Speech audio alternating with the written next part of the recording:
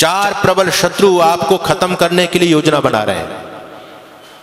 पहला शत्रु, और देखो उन लोगों ने जाल बिछा दिया है, हैरानी की बात ये, जाल बिछा दिया और हम लोग सचेत नहीं है, हम शिकार उनके जाल में फंस चुके हैं। पहला शत्रु है इस्लाम, जो तलवार के बल पर आपको कन्वर्ट करता है, और भी अनेक प्रकार के प्रलोभन देकर के डरा धमका के कन्वर्ट कर रहे हैं लोग। और दूसरा शत्रु है ईसाइयत। आपको जानकारी होनी चाहिए, इस देश में एशिया का सबसे बड़ा मदरसा है, इस देश में एशिया का सबसे बड़ा चर्च भी बन रहा है। अरे हैरानी की बात है, एशिया का सबसे बड़ा मदरसा पाकिस्तान ईरान में होता तो कुछ बात समझ में आती, लेकिन हिंदुस्तान में हमारी छाती पर है, और वहां से हजारों प्रचारक हर साल तैयार किए जाते हैं इस्लाम को बढ़ाने के लिए। एशिया का सबसे बड़ा चर्च भी आपके पंजाब के अंदर जालंधर जिले के अंदर बन रहा है। मैं पूछना चाहता हूं आपसे, जहां से इनके धर्म के प्रचारक तैयार होंगे, वो एशिया के सबसे बड़े बड़े सेंटर आपके देश में खुल चुके हैं। 2 लाख जमातें इस देश में काम करती हैं, 1 लाख पादरी इस देश में काम करते हैं। दिन रात एक ही लक्ष्य है, हिंदुत्व को खत्म करना। क्या आपके वो भी सेंटर हैं इस देश में जहां से आपके धर्म प्रचारक तैयार होते हो? बताइए मुझे। जहां से आपके धर्म प्रचारक तैयार होते थे, सारे के सारे गुरुकुल बंद, और बंद इसलिए हो गए हमारे उदासीनता के कारण। हम कोई भी व्यक्ति अपने बच्चों को गुरुकुल में पढ़ाना नहीं चाहता। हम तो स्वतः अपने आप खत्म होने के कगार पर पहुंच रहे हैं। हमारा समर्पण नहीं है जो समर्पण उन लोगों का अपने धर्म और संस्कृति के प्रति, हमारा बिल्कुल भी समर्पण नहीं है। 6500 विद्यार्थी वहां रहते हैं। मैंने कुलपति से पूछा, इनका खर्चा कैसे करते हो, निःशुल्क चलाते हो आप?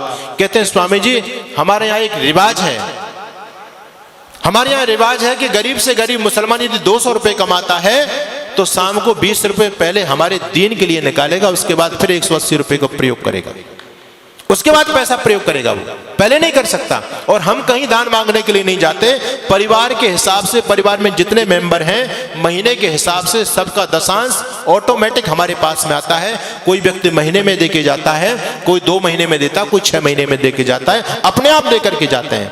एक रिक्शा चलाने वाला व्यक्ति भी इस बात का ध्यान रखता है। उनका समर्पण आप देखो।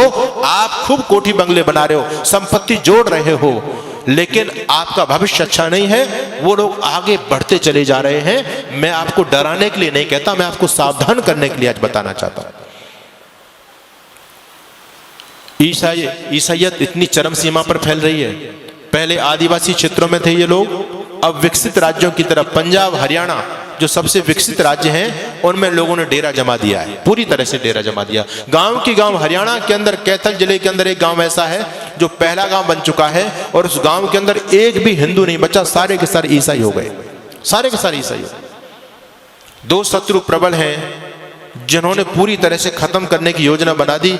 यूरोप से आपको खत्म कर दिया, एशिया से आपको खत्म कर दिया।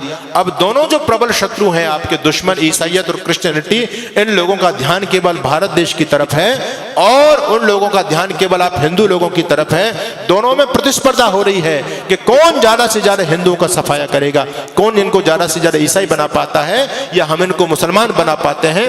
दोनों वर्ग बहुत बड़े टारगेट लेकर के आपके बीच में काम कर रहे हैं। तीसरा शत्रु है कम्युनिस्ट विचारधारा। ये इनसे भी ज्यादा घातक है, इनसे भी ज्यादा घातक इसलिए है कि हम इनको शत्रु समझते ही नहीं।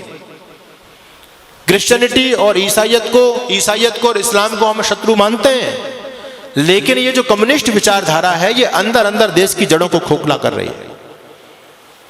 उनसे भी ज्यादा खतरनाक है। इनका नाम शमशेर खां और ये नहीं मिलेगा, इनके नाम आपके ही नाम मिलेंगे, मारकंडे काटजू। नाम सुनकर के आपको लगेगा कि ये तो कोई ब्राह्मण है, अपना ही भाई है। नाम आपके हैं उनके, और काम सारे के सारे हिंदुत्व को खत्म करने के। और ये तो एजेंडा सबने अपना लिया है। पहले ईसाई मिशनरी जब इस देश में काम करती थी तो पहले धर्म परिवर्तन करते थे, नाम बदला करते थे। अब वो लोग भी सतर्क और सावधान हो गए। वो लोग अब नाम नहीं बदलते, क्योंकि नाम बदलेंगे तो लोगों की आंख खुल जाएंगी, अरे हमारे इतने भाई कन्वर्ट हो गए, ईसाई बन गए। तो नाम वही रखते हैं, लेकिन अंदर से धर्म परिवर्तन करा देते हैं, जिससे हम लोग गफलत में सोते रहे। आप लोगों ने छत्तीसगढ़ के मुख्यमंत्री होते थे, नाम था अजीत जोगी। नाम सुनकर के आपको क्या लगता है जी, कौन होगा? अजीत जोगी। आपको लगेगा कि हमारे आदित्यनाथ योगी का ही भाई होगा अजीत जोगी को। नाम हिंदुओं जैसा उस व्यक्ति का, लेकिन व्यक्ति कौन था? ईसाई, पक्का ईसाई।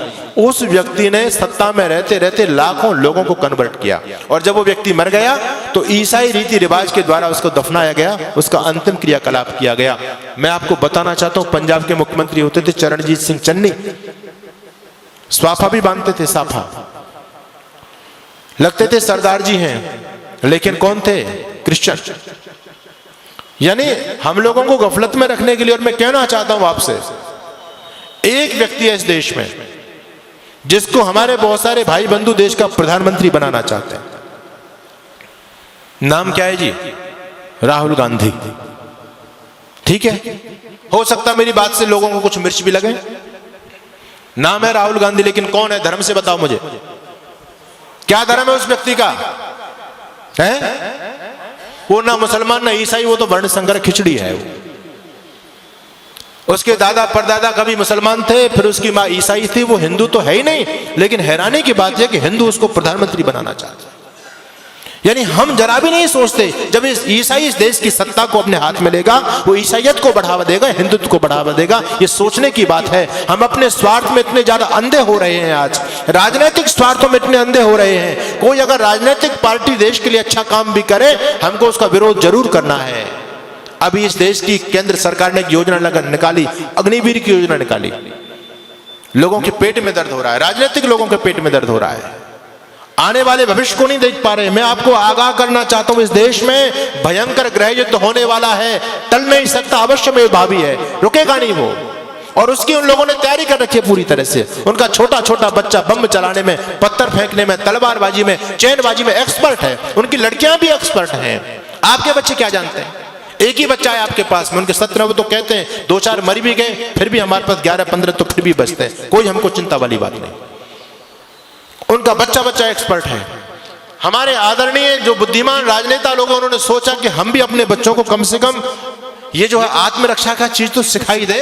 जब देश के हालात बदलेंगे तो कम से कम स्वयं की रक्षा कर पाएंगे, अपनी बहन बेटी अपने बच्चों की रक्षा तो कर सकते हैं वो लोग। इसके लिए अग्निवीर योजना चलाई गई कि हर एक बच्चे को सैनिक शिक्षा दी जाए। अच्छी योजना है, इसका विरोध नहीं करना चाहिए, इसका सम्मान करना चाहिए। हर बच्चे को ये सैनिक शिक्षा मिले, क्योंकि आने वाला समय बहुत भयंकर है। आपके घर में लाठी तक नहीं है, आपका बच्चा कुछ जानता ही नहीं है, आप कैसे उन विधर्मी लोगों से टकराओगे? एक सज्जन कहने लगे, अब हमको AK-47 रखनी पड़ेगी, बंदूक रखनी पड़ेगी, भाला रखना पड़ेगा, अपने घर में फरसा रखना पड़ेगा, लाठी रखनी पड़ेगी। अरे मैंने कहा, इतने हथियार के नाम तुमने गिना दिए, इन हथियारों को चलाएगा कौन? कोई चलाने वाला है तुम्हारे पास में? एक बच्चा है, उसको हमने क्या बनाना चाहते हैं? उसको DM बनाना चाहते हैं। वो लोग कहते हैं हिंदू इतना मूर्ख प्राणी है धरती पर, एक बच्चा करके अपने बच्चों को DM बनाना चाहता है। हम 17 बच्चा पैदा करते हैं, इस देश का PM अपना बनाएंगे। जिस दिन इस देश का PM हमारा बन जाएगा, DM कुछ नहीं बेचेगा, शासन हमारे हिसाब से चलेगा। क्या लोगों की योजना है? हमसे ज्यादा सोच रहे हैं वो लोग। आप एक बच्चा करके उसको सरकारी नौकर बनाना चाहते हैं, और वो 10 बच्चा पैदा करके सरकारी अपना बनाना चाहते हैं। बताओ किसकी योजना में ज्यादा दम है? हम तो कहीं नहीं ठहरे उनके सामने। उनका इतना समर्पण देखो।